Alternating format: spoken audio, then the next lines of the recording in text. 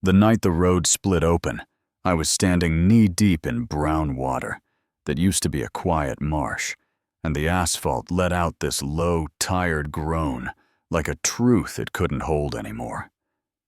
The seam tore, the whole thing buckled, and a wall of water punched through and ran straight for Cedar Run Meadows like it had an address. I had warned them again and again, and yeah, when it finally happened, it didn't feel like a victory. It felt like watching a slow car crash. You called 5 miles back. My name's Caleb Morgan, and I moved out here for the sound of frogs at dusk and wind hushing the reeds. Not for HOA drama, but life can be funny when concrete shows up where water used to breathe. I'm a wetland consultant by trade. 20 years of telling folks where not to build and why a culvert set too high is more decoration than drainage. And I put every dime I had into 58 acres on the south edge of the neighborhood, a living sponge that kept basements dry and egrets fed. The subdivision felt friendly at first, white mailboxes in a row, 2-finger waves off steering wheels, pies at the door around the holidays. And then we got a new HOA president named Pamela Whitaker, who walked into the community hall like a campaign poster and started talking about a beautiful access lane across the soggy back edge. She clicked to a slide with a bright red line cutting through the green and said the words that make people relax: safety, connectivity, property values. And the room nodded along because convenience has charm. I stood up because the microphone mysteriously wasn't working and said that Soggy Edge is my land. And it isn't soggy. It's a federally mapped wetland under Section 404 of the Clean Water Act. It's the reason your gutters get to pretend they're heroes. Pamela tilted her head and said, "We'll fix the soggy bits with a culvert and some gravel." Like those were magic words. And I said, "Water doesn't negotiate. It remembers." The smile she gave me didn't touch her eyes. You know what I mean? 3 days later, my mailbox stacked up with love letters. Notice of violation for excessive vegetation height. Then standing water may pose a mosquito hazard. Then failure to maintain property appearance with a $500 fine, like a cherry on top. And I laughed at the first one, because a marsh doesn't mow. But by the third, I wasn't laughing. I answered in the language I speak best. Maps, stamps, signatures. Photocopied the deed, highlighted the parcel line, dropped in the county floodplain map with that big blue nobody likes to see.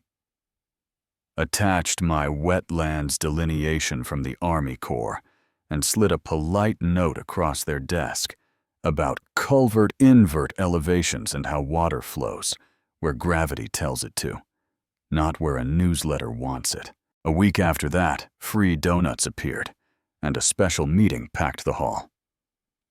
Pamela said the board had confirmed an easement along the southern buffer, and I told the room there was no easement on my land, and I'd checked with the county recorder that morning. But she blinked slow and said their records were more recent. Then called a vote.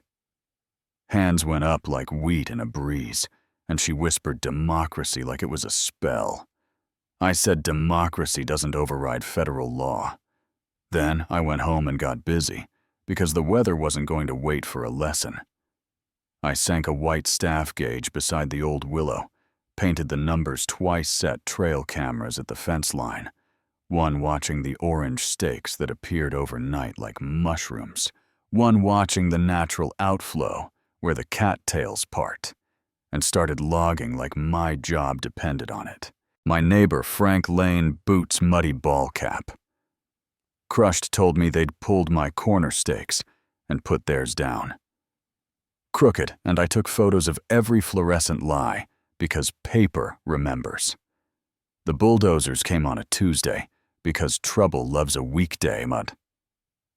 Pamela's husband stood on the bucket with a clipboard like he was conducting a marching band, and Pamela wore a white hard hat that looked like a costume. Waved a sheet with the HOA logo that said, Easement Authority, and I held it up to the light and told her it wasn't worth the ink. And she smiled that thin smile and said, You can't stop progress. Sue me. So I called an attorney who hates that sentence as much as I do. Her name's Renee Park, and she said, File an emergency injunction today. Send me your maps. Don't confront them without a witness, and keep filming. Dates, times, elevations. That night, I emailed the State Environmental Office, the Army Corps Field Desk, the county zoning folks, even a reporter who remembered our last big flood, and I slept like a man who set 3 alarms. They laid gravel like gray rain, compacted a nice proud crown, dropped 2 corrugated culverts in the middle, and set them 3 feet too high, because they carved a new ditch and forgot gravity. Then paved a ribbon of shiny black and posted a photo with a caption about connectivity. And when I typed, water doesn't climb uphill, they banned me from the neighborhood app by dinner. Fine, my notebook doesn't forget. They held a ribbon cutting with golden scissors from a party store. Pamela raised a plastic cup and said to progress, and I bumped my cup and said, soft enough to be polite. Every dam breaks eventually, and something flickered in her eyes, even if she didn't want me to see it. The forecast shifted like a chair on a bad floor. Tropical depression to cone to bands to unprecedented rainfall possible, and I walked my edges with a shovel-cut small reliefs, where the cattails ran high, cleared the outflow like a man prepping a fire hose, while Frank backed up with sandbags that smelled like a river. The rain started like a test, then found its rhythm. The staff gauge rose 2 inches by midnight, 6 by 2 a.m., 10 by dawn. The culverts gurgled like tired throats, and then the water simply went around them. Because that's what water does.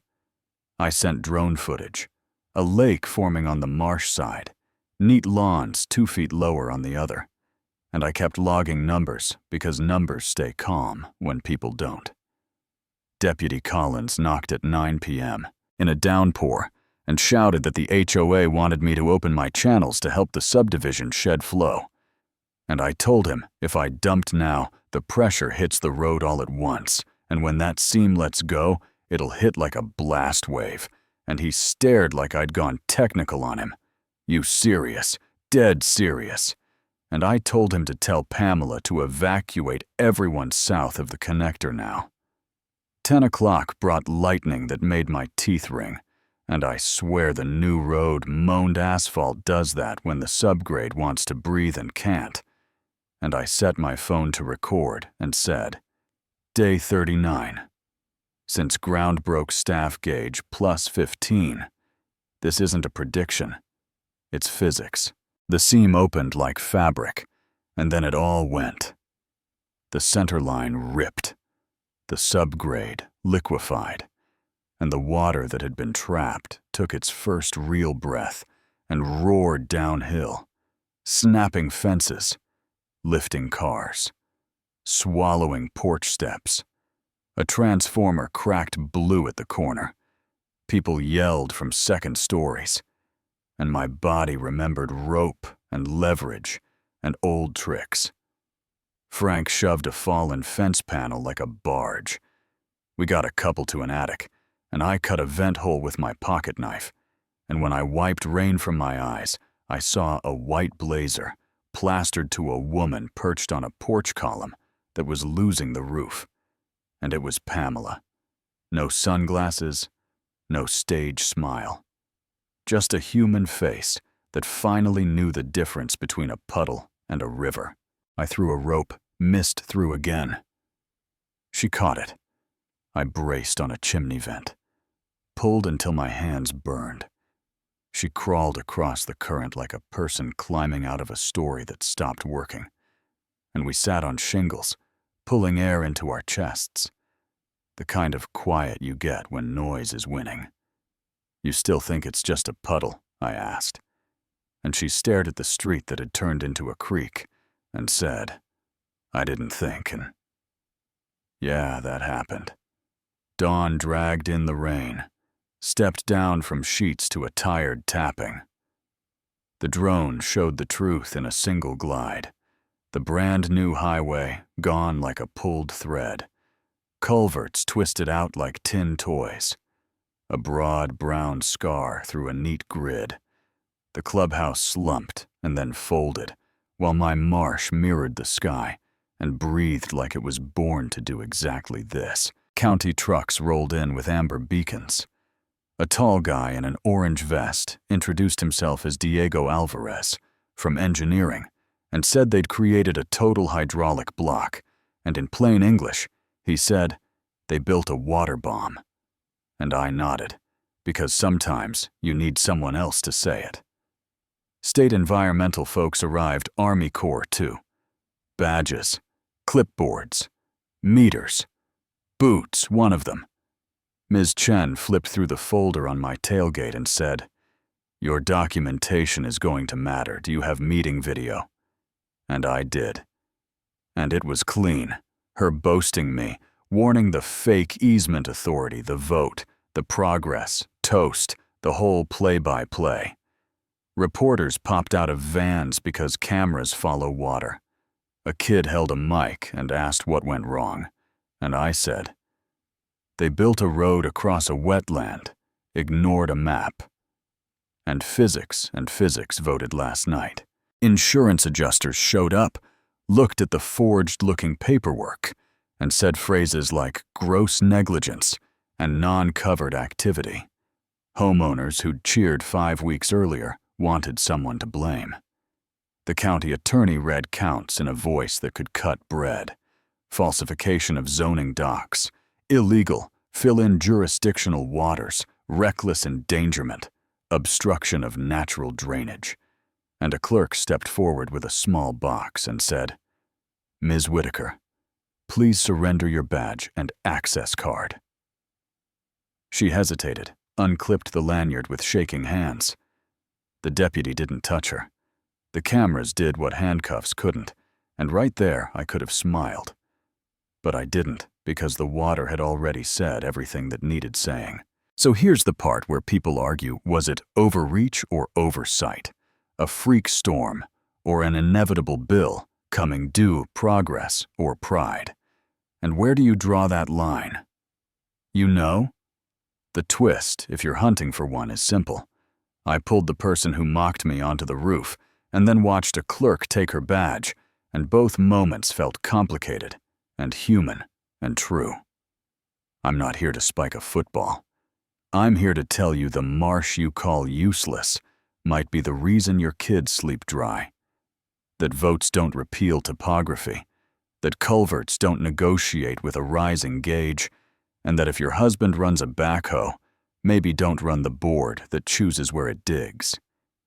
If this story hit a nerve drop, your take in the comments. Is Pamela a villain or a mirror? Is an HOA a shield or a hammer? Where's the line between progress and respect? And if you've watched a shortcut turn into a disaster, tell me what you saw. Tap subscribe if you want more real stories, where maps and storms speak louder than microphones.